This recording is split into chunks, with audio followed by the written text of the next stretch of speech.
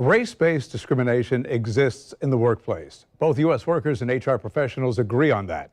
But there may be a vast difference in perception of how widespread it is depending on the race of the person being asked.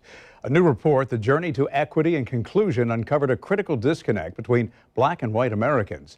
It found 33% of U.S. workers say their workplace actively discourages discussion of racial justice issues.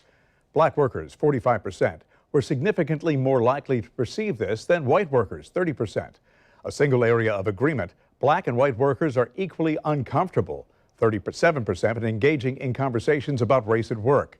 43% of U.S. workers believe these conversations are inappropriate at work, yet 70% of HR professionals say such discussions are appropriate. Joining me on the morning show, Dr. Alex Alonso, Chief Knowledge Officer with the Society for Human Resource Management.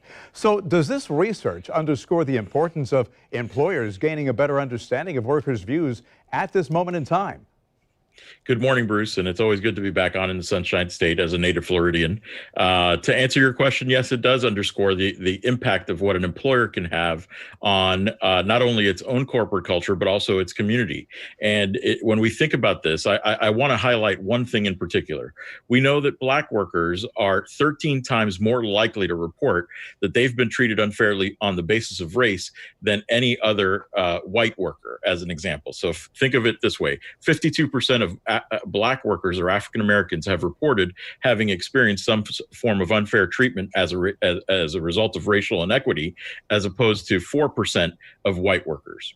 So the obvious is about follow-up and taking action. What's the course of action? Productive conversation about what are clearly uncomfortable topics? Without question, it's a matter of actually tackling the taboo. I think about what my grandmother always used to advise, which was you don't talk about sex, power, politics, or anything having to do with race in the workplace. And that's just conflict avoidance. As a psychologist, we've been trained that conflict avoidance is what we've focused on for the last 100 years. But in reality, the only way we can get through this is to go through it by actually managing that conflict and discussing it. And it's a tough thing. Many managers, as you pointed out, and workers are very clearly uncomfortable with it. They experience discomfort, but what they do have is the ability to actually make change by just opening up and asking what people are experiencing. So how do you start that dialogue if it's such an uncomfortable topic? Well, the easiest way to go about it is actually to engage in 3 rules that I like to share, which is 1, open up a dialogue, have the dialogue on an individual level with your workers, but then force them or ask them to be part of a group conversation. Start by asking them to not avoid relating, avoid debating, and avoid anything that has to do with wanting to argue or avoid some sort of outcome. The idea here is that we want employees and their people managers to be able to have listening skills, empathy skills, and then beyond that, recognize that they're in this for a shared purpose. All right, so starting that conversation is one thing. Follow through, that's quite another. It is. And follow through is easily the hardest part of this all. But if you look at what our data suggests, when organizations go ahead and do this, they actually have the opportunity to engage in roughly somewhere between 2 to 3 times more return on investment in terms of their productivity. And perhaps the biggest challenge of all is keeping people engaged and maintaining that momentum. You know, you look at the effort to bring about civil rights. In 50 years, we haven't come as far as people think. So society has a very short attention span.